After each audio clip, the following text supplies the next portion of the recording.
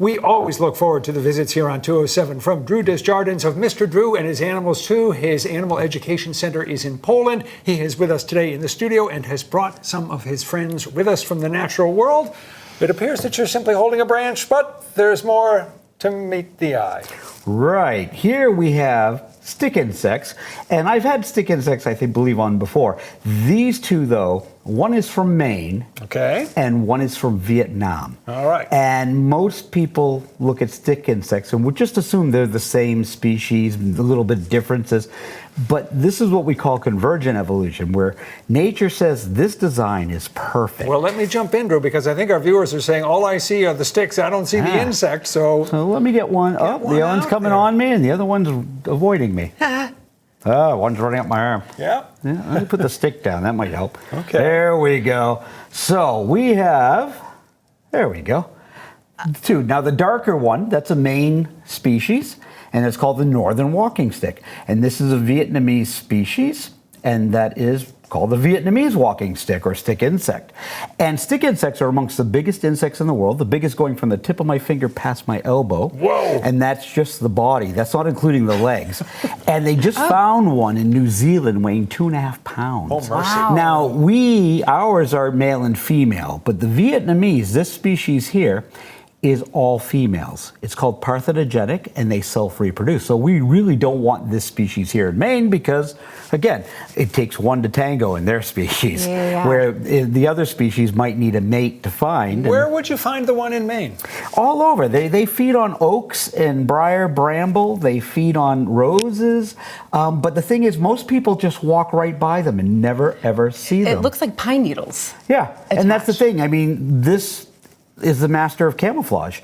These guys, like I said, you'll walk right by them. They stay perfectly still all day long, and they don't look. So when you got them, they just disappear right on a stick, and that's the thing. They just poop and they're gone. Okay.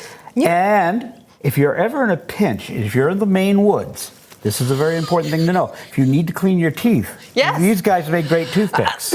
You know what? I think I'm going to keep them far away from my face, but that's just me. These are fascinating, Drew, because these creatures are from opposite sides of the world, and yet they basically look like twins. Right, and that's the thing. All stick insects all around the world look like stick insects because it's a perfect design.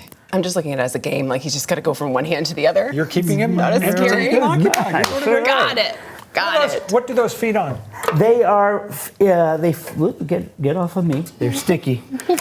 They feed off of leaves. They are primarily feeding off of different types of plant material depending on where they're from in the world. And this one just does not want to let go of me. Oh, You're irresistible. Oh my gosh. And this one's fast. So different from the Vietnamese. Get the lid right. There we go.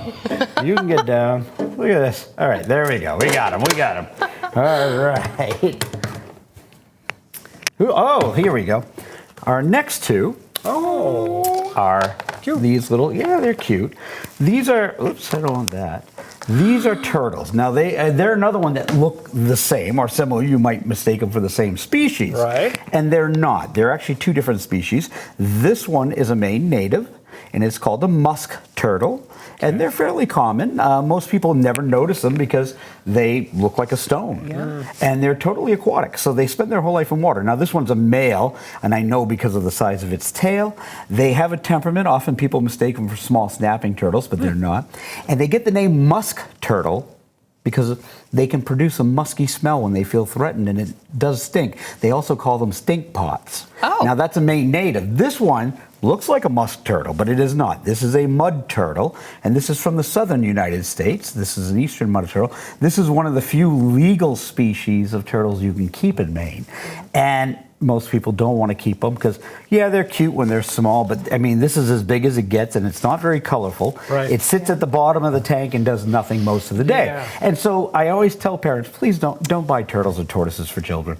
They're not what you think. I mean, they can be cute, sure, but that only lasts a little bit of time before kids are bored of them. And they often live a lot longer than people expect. This little species here, this one here can live up to, this one is probably close to 40 years old. Oh my gosh. And so they live a long, long life. And that's the thing is, kids just don't have that attention span. Yeah.